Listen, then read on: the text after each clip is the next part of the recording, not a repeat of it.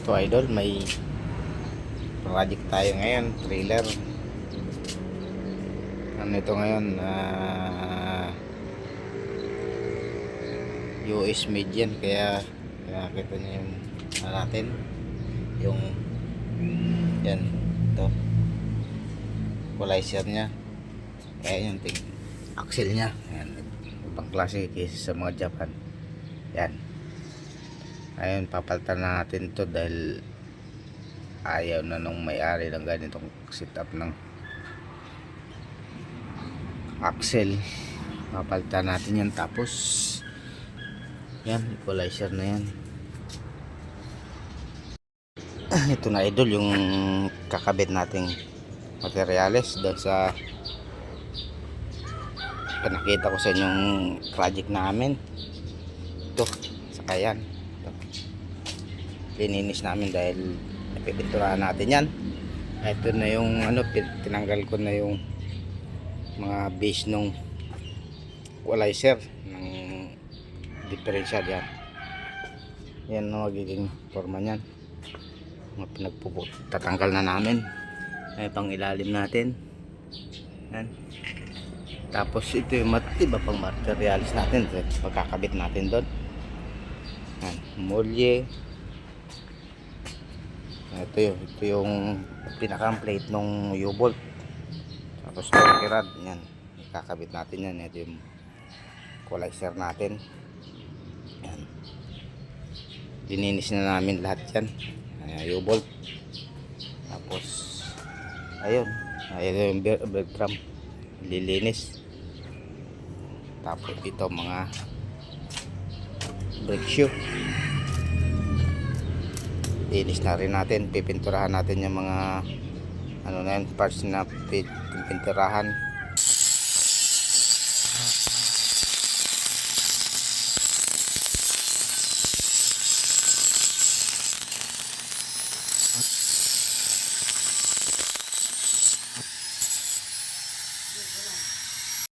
Ito na idol, yung ano natin, yung piyesa natin na pwesto na natin, ipipulid na natin yan.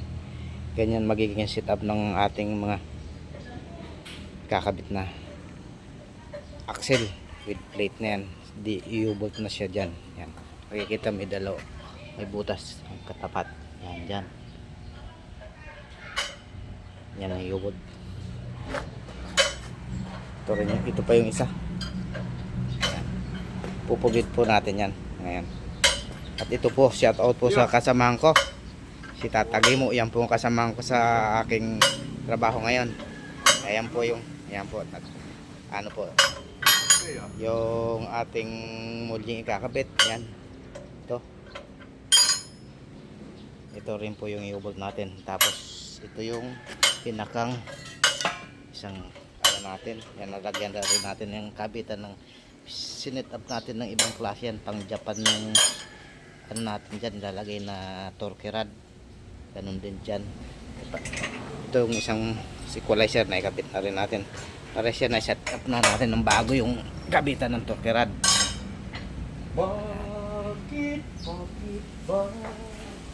Yan.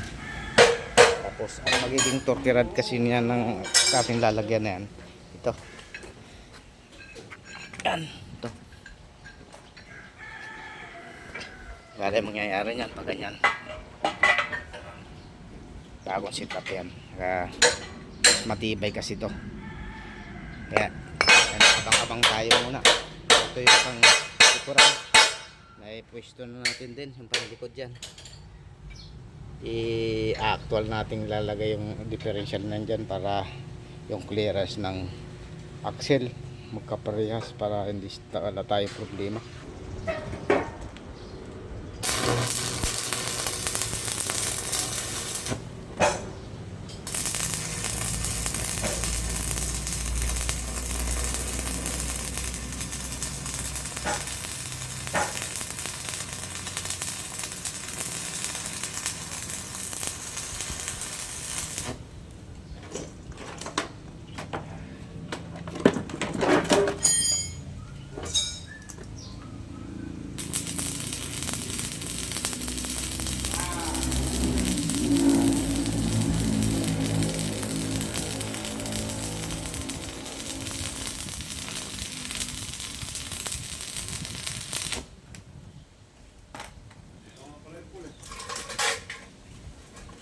Flat tayo ngayon. Flat position tayo.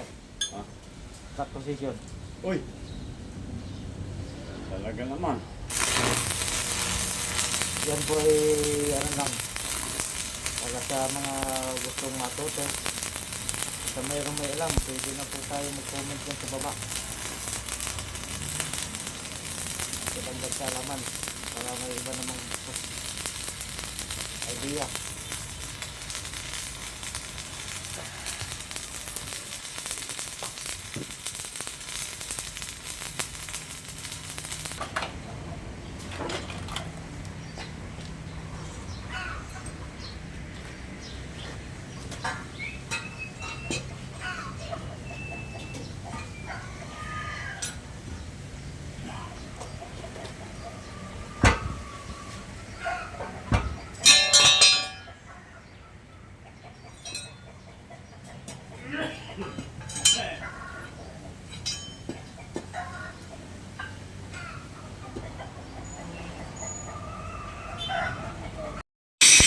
Ayun na ano natin mga idol yung inigiling na axle nakasit up na.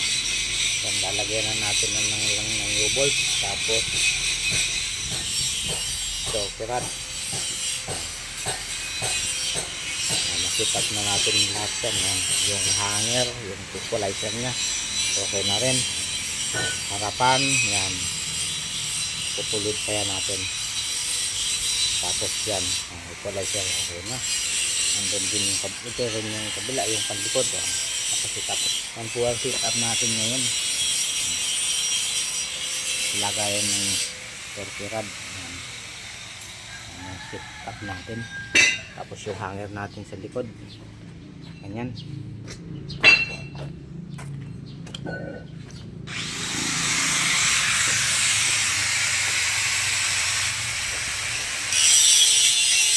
Wala pa rin yung torque rod dito dahil kakakabit lang natin. Ito nilagyan natin ito sa ganyan. Ganyan magiging step ng torque rod natin sa harapan.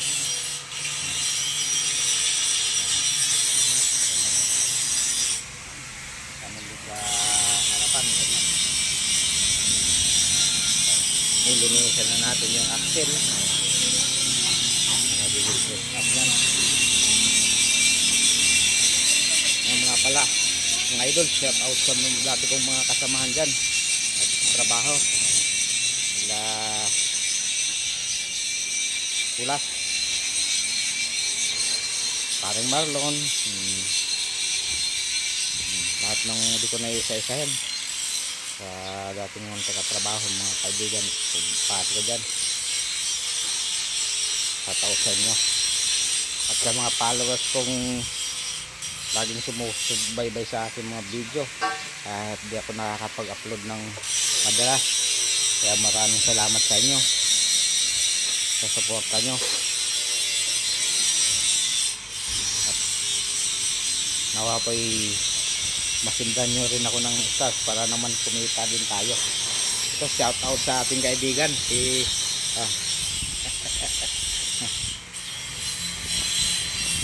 sige mga idol.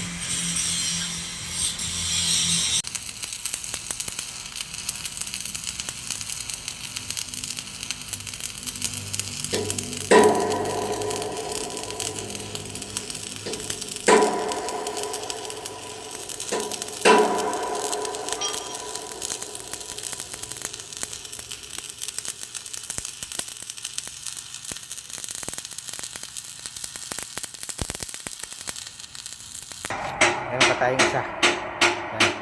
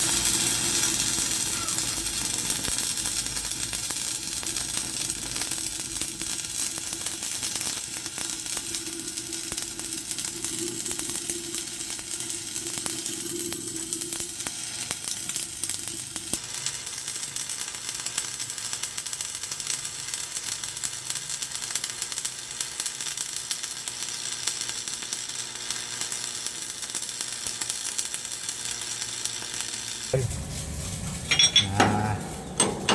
pilig na natin lahat yan.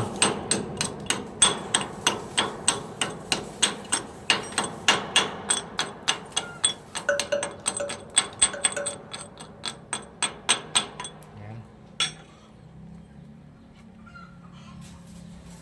At yan nandun na idol yung mga equalizer yan na welding na natin, na kompleto na natin yan dyan. Tapos yan siya, kompleto na lahat.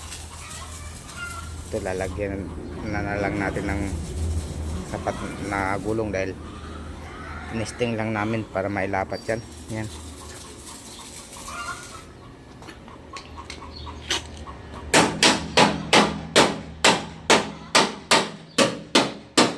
Yan, welding na natin yan.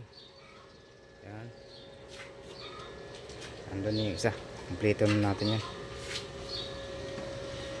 Tapos yung kaibigan natin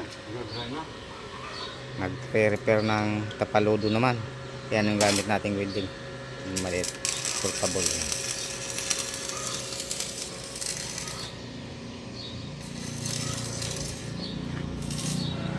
Yan po pala ay bullet. Yan.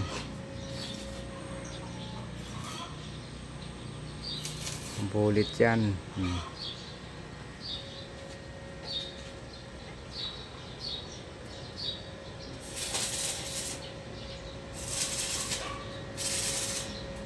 Ganyan lang ang proseso namin ngayon. Dahil yun, ako ngayon nakatuka muna sa ganito at wala pa akong mga tanggap na, wala pa akong trabahong mga yung naglilipat ng manobela. Kaya dito muna ako. Ayan. Ganyan lang muna ang gawa ko ngayon.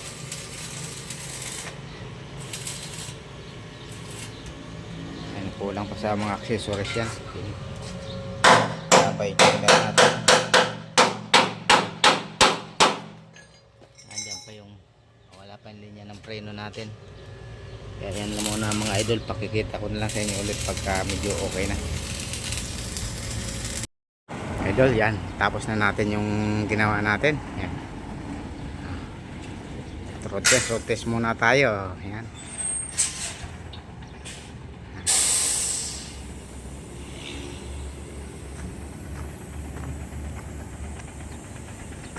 Road test. Ayan.